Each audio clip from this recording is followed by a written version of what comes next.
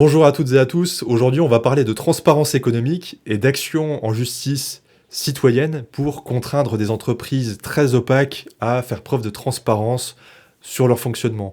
On vient de réussir à obtenir avec nos amis Mathilde et Jérémy Désir et avec notre avocat, l'excellent maître Renaud Portejoie, on vient de réussir à faire plier un grand groupe, le groupe GBH, qui refusait jusqu'alors de publier ses comptes. Ça me semblait utile de proposer sur Modop un petit retour d'expérience et un didacticiel, parce que cette action en justice, elle est parfaitement réplicable, et surtout elle permet de mettre fin à une opacité qui peut causer préjudice aux salariés des entreprises opaques. Certains de ces salariés ne sont pas toujours rémunérés à leur juste part au bénéfice de l'entreprise, ce qu'on appelle la participation, et puis cette opacité, elle peut nuire aussi aux actionnaires minoritaires de certaines entreprises, ou encore à des ONG qui chercheraient à enquêter sur les activités d'entreprises pour le moins discrètes, pour ne pas dire secrètes. Cette opacité, enfin, elle peut être très préjudiciable aux consommateurs lorsque des entreprises elles vendent des produits de première nécessité et qu'elles sont dominantes sur un secteur.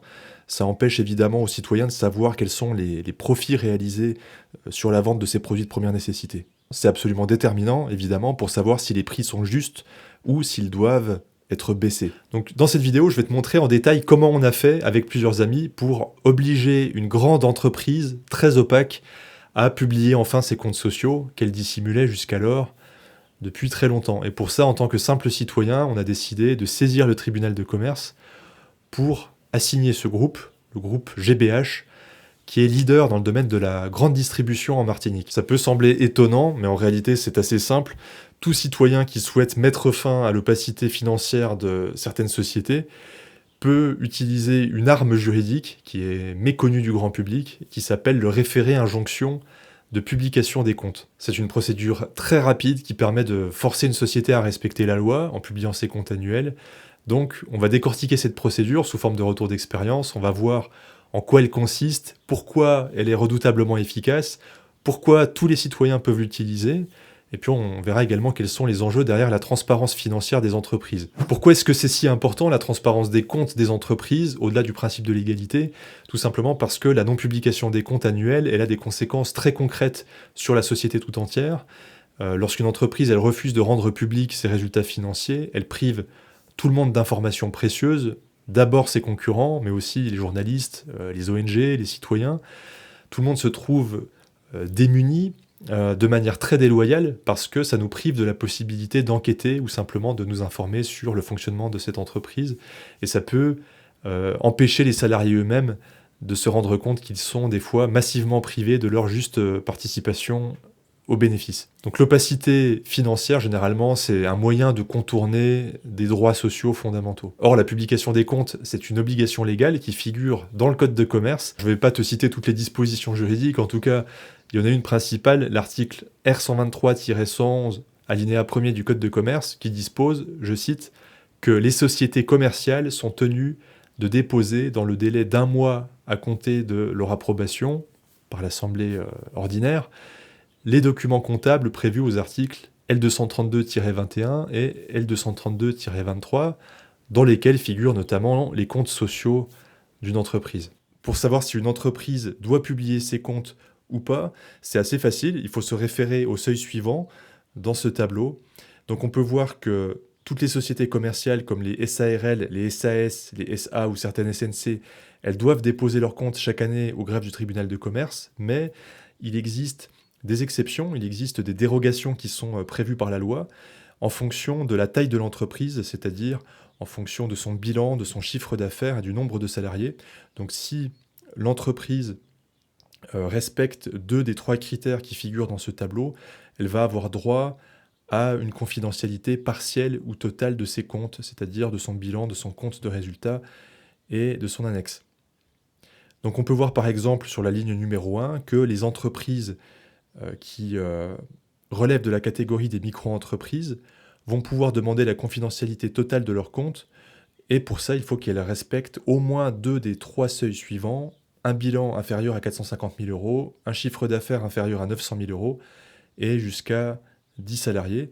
Donc il y a des seuils également pour les entreprises de taille moyenne qui figurent dans ce même tableau. Mais bien sûr, les grandes entreprises ne pourront pas bénéficier de la confidentialité de leurs comptes.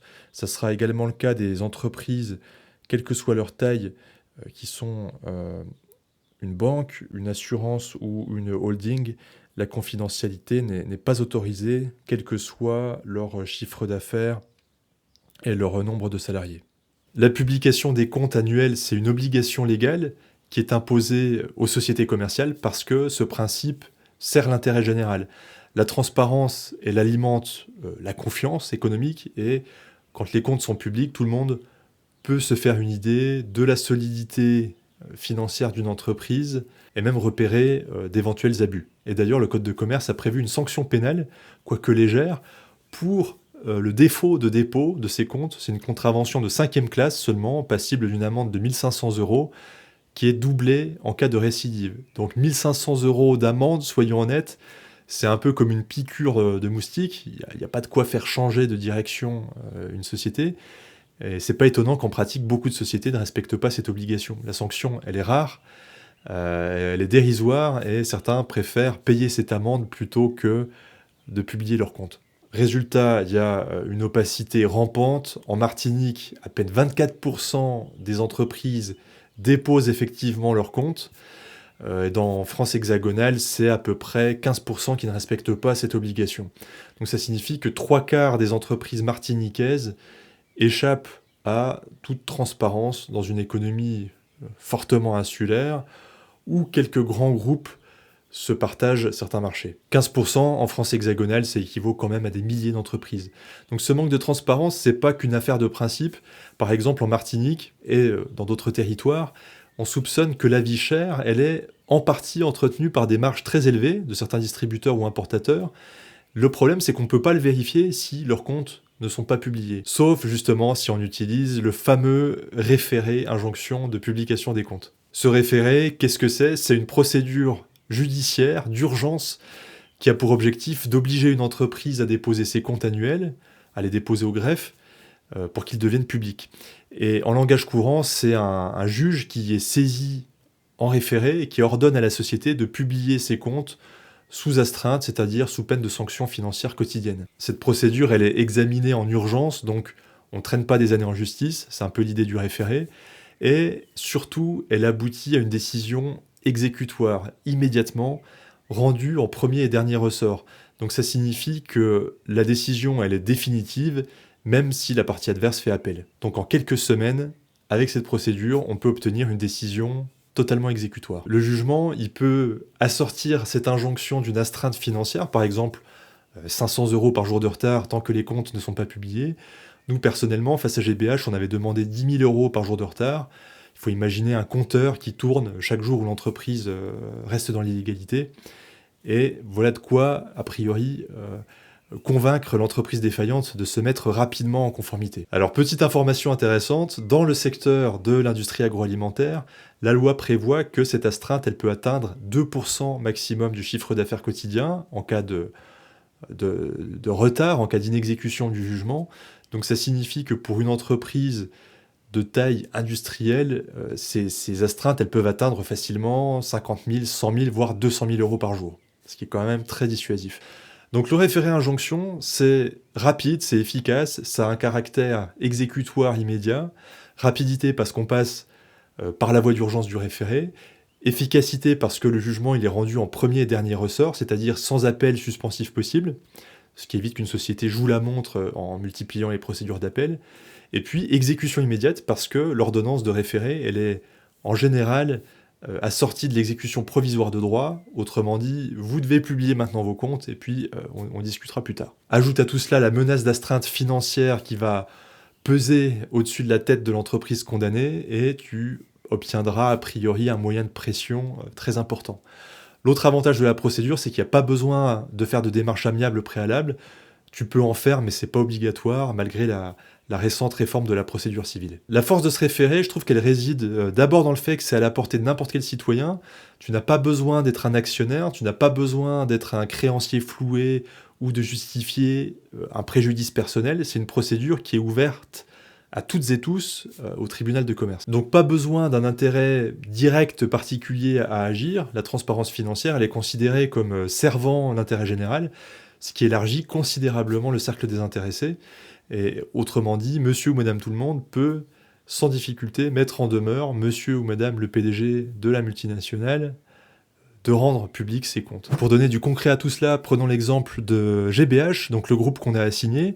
C'est un poids lourd de la grande distribution aux Antilles, donc qui détient notamment des supermarchés, des concessions automobiles, et qui est souvent pointé du doigt dans le débat sur la vie chère dans les Outre-mer. Or, figure-toi que GBH n'avait plus publié ses comptes annuels depuis 2018, et qu'on ne trouvait pas de traces de ses comptes consolidés sur Infogreffe.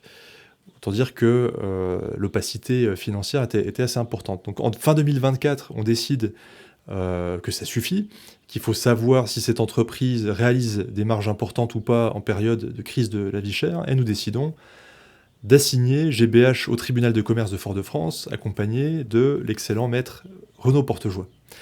Et là, coup de théâtre, une fois assigné devant le tribunal de commerce, GBH publie finalement précipitamment ses comptes 2019 à 2023 inclus, juste avant l'audience, qui était prévue fin janvier 2025. Donc après des années d'opacité, GBH a montré patte blanche et son avocate s'est engagée à ce que GBH publie désormais chaque année ses comptes. Le tribunal donc nous a non seulement donné raison, mais a également condamné le représentant légal de la société GBH à payer à chacun d'entre nous 1 500 € au titre des frais de procédure, c'est-à-dire 6 000 € au total. Donc ça peut paraître très symbolique au regard des moyens du groupe qui sont très importants, mais bon, c'est un signal clair quand même qui est envoyé au groupe, et puis surtout ça nous a permis de couvrir nos frais de justice. Cette action en justice, elle a eu un écho médiatique local et national, parce qu'elle a mis en lumière un fait fondamental, elle a montré qu'on peut déjà, en tant que citoyen, contraindre un acteur économique majeur à révéler ce qu'il cherchait à cacher, en l'occurrence des investissements et des profits importants en période de crise de la vie chère. Et puis dans le contexte particulier de la Martinique, qui est marqué par la lutte contre la vie chère, notre initiative, elle a rencontré un large soutien, parce qu'elle a permis de savoir enfin combien gagne réellement un groupe qui domine la grande distribution, et qui doit, à notre sens, contribuer à l'effort collectif pour faire baisser les prix. Alors de manière assez étonnante, notre démarche elle ne s'est pas arrêtée là, puisque la procédure qu'on a engagée, elle a permis de lancer un débat public sur la transparence économique dans les territoires d'outre-mer. Et pour qu'il y ait justice, il faut la vérité. S'agissant de vérité, justement, qu'en est-il des marges arrière de ces groupes qui se sucrent jusqu'à 25% de leur chiffre d'affaires annuel? Qu'en est-il de ces conglomérats qui mélangent distribution et production quand ils ne s'entendent pas aussi sur le transport? Qu'en est-il, monsieur le ministre, de la justice et de la vérité? Merci. Que les Martiniquaises, Martiniquais, Guadeloupéens, Guadeloupéennes, Guyanaises, Guyanais, Réunionnaises, Réunionnais et tous les peuples d'outre-mer ont à attendre d'un État qui se veut impartial. Merci, monsieur le député. La parole est à monsieur Manuel Valls, ministre en charge des Outre-mer.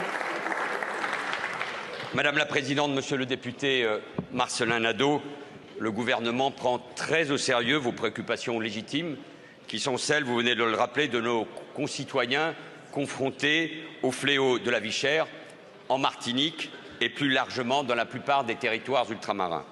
Au-delà du groupe, je vais y revenir, que vous mentionnez, c'est l'opacité entourant la formation des prix et les marges réelles qui soulève des questions essentielles sur l'équité des pratiques commerciales en Martinique et ailleurs. Le tribunal de commerce de Fort-de-France a récemment enjoint GBH, le groupe que vous avez cité, à publier ses comptes. Cette décision judiciaire est un pas important vers davantage de transparence et nous attendons du groupe qu'il se conforme pleinement à cette injonction. Demain, vous venez de le dire, nous débattrons ici même de la proposition de loi portée par Maurice Vallaud et votre collègue Béatrice Bellet, particulièrement engagée sur ce sujet, tout comme vous-même. Transparence, justice, égalité, vérité doivent enfin s'imposer parce qu'il y a un sentiment profond d'injustice, vous l'avez rappelé. Il y a des grands groupes très performants, voire un grand groupe très performant, qui joue souvent un rôle d'étouffement de l'économie et du pouvoir d'achat, basé sur de multiples prises de marché sur le plan géographique, presque partout dans les Outre-mer, comme sur les secteurs automobile, agriculture, béton, alimentation. L'opacité et l'accumulation des marges à chaque étape de la chaîne d'approvisionnement est au cœur du problème et de la cherté de la vie. À la suite de cette mobilisation, Il y a une proposition de loi qui a été déposée visant à imposer l'obligation d'affichage et de publication des marges arrière des groupes de la grande distribution. Ces marges arrière, qu'est-ce que c'est exactement? C'est les ristournes, les avantages financiers que les fournisseurs accordent aux distributeurs, en plus du prix d'achat et des produits. Ces marges, elles sont souvent négociées en toute discrétion. Elles permettent aux grandes enseignes d'améliorer considérablement leur rentabilité sans que le consommateur n'en soit informé. En fait, en rendant obligatoire la transparence sur ces marges, on pourrait donner au pouvoir public et aux consommateurs, mais aussi aux producteurs locaux, des outils très concrets pour exiger une répartition plus équitable des profits. Et ça permettrait notamment de mieux encadrer les pratiques commerciales abusives et d'agir de façon plus efficace contre la vie chère. Notre procédure en Martinique, c'est évidemment pas un cas isolé. Elle montre que la procédure d'injonction de publication des comptes, elle peut être utilisée n'importe où ailleurs. C'est une procédure qui est totalement réplicable. Il y a d'autres entreprises, y compris en France hexagonale, qui pourraient prochainement se retrouver visées. Et je t'invite à utiliser largement cette procédure qui est peu onéreuse, qui est redoutable et qui permet d'avoir accès à des informations totalement inédites. Alors concrètement, comment engager un référé injonction de publication des comptes? Alors l'étape numéro 1, c'est d'abord de vérifier l'entreprise ciblée, par exemple sur Papers ou sur Infogreffe. Tu peux, ou sur l'INPI aussi, tu peux t'assurer que l'entreprise en question n'a pas publié ses comptes pour les exercices visés. Et pour ça, tu peux tout simplement consulter les bases de données qui sont disponibles en ligne. En général, une entreprise elle a l'obligation de déposer ses comptes au plus tard dans les 7 mois qui suivent la clôture de son exercice, sinon elle est en retard. Étape numéro 2, tu rassembles les infos juridiques sur l'entreprise, donc il faudra les informations d'identification de la société, sa raison sociale, son numéro SIREN, SIRET, l'adresse de son siège social, l'adresse du tribunal de commerce dont elle dépend, généralement celui de la ville où est situé le siège social.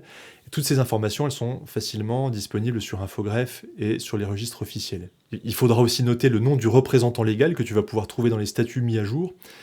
Ça, c'est une information qui est très importante puisqu'il faut assigner le représentant légal de la société. Et il faut bien vérifier les statuts mis à jour puisque dans certaines sociétés, ce n'est pas forcément le président qui est représentant légal. Nous, il nous est arrivé de faire une erreur il y a très longtemps en assignant une société dont le représentant légal était le directeur. On a assigné le président, on s'était trompé, donc notre action a été jugée irrecevable. Troisième étape qui est optionnelle, tu peux mettre en demeure à l'amiable l'entreprise, c'est toujours un peu plus courtois, mais ce n'est pas obligatoire.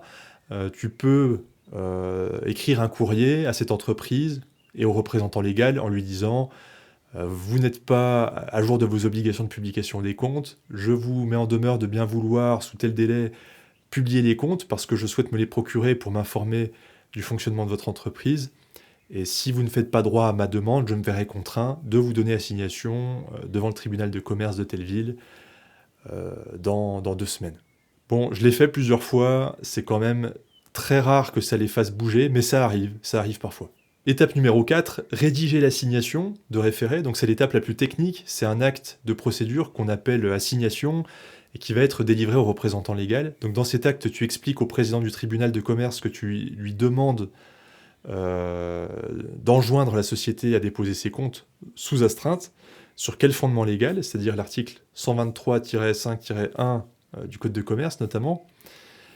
Et ensuite, tu indiques les faits, c'est-à-dire la société X n'a pas déposé ses comptes depuis telle année en violation manifeste de ses obligations, et tu conclus en sollicitant du tribunal une ordonnance, lui intimant de publier ces informations dans un délai de 30 jours suivant la publication du jugement. Donc, demande par exemple 500 € d'astreinte par jour de retard, ou bien plus, comme on l'a vu tout à l'heure, si c'est une société qui intervient dans le domaine de l'agroalimentaire. Étape numéro 5, il faudra faire signifier l'assignation par un huissier. Une fois que ton assignation est rédigée, il faut la faire parvenir officiellement au représentant légal de la société défendresse par un huissier de justice. Donc c'est ce qu'on appelle la signification. L'huissier, il va délivrer l'assignation, par exemple au siège de l'entreprise ou au domicile du représentant légal, et ça va engendrer quelques frais. Bon, ça va être quelques centaines d'euros selon la distance. Mais ce sont des frais dont tu pourras demander ensuite le remboursement à la partie adverse. Parallèlement à la signification, tu vas pouvoir déposer au greffe du tribunal de commerce une copie de l'assignation, et puis tu vas demander une date d'audience en référé. La bonne nouvelle, c'est que beaucoup de tribunaux de commerce ont des audiences en référé très régulièrement, parfois chaque semaine, donc tu vas pouvoir obtenir une date très rapprochée, souvent quelques semaines après le dépôt. Donc le référé injonction de publication des comptes, c'est un outil au service de l'intérêt général. Il a ce site formidable qu'il est accessible à nous tous, citoyens, donc il remet un peu de pouvoir entre les mains des citoyens et des citoyennes face à des entreprises qui sont tentées de se placer au-dessus des lois et qui ont généralement beaucoup d'argent. Donc j'espère que ces informations pourront être utiles. Donc souviens-toi, si tu entends parler d'une société qui est particulièrement opaque, que ce soit celle dans laquelle tu travailles ou une société sur laquelle tu enquêtes, eh bien, sache que tu peux facilement contraindre cette société, aussi opulente soit-elle, aussi puissante soit-elle, tu peux la contraindre à rendre des comptes. Si tu as aimé cette vidéo, si tu as appris quelque chose, je t'invite à liker, à la partager, et puis à t'abonner à cette chaîne, surtout si tu veux retrouver de prochaines plongées critiques et juridiques dans le monde des entreprises. À bientôt, salut!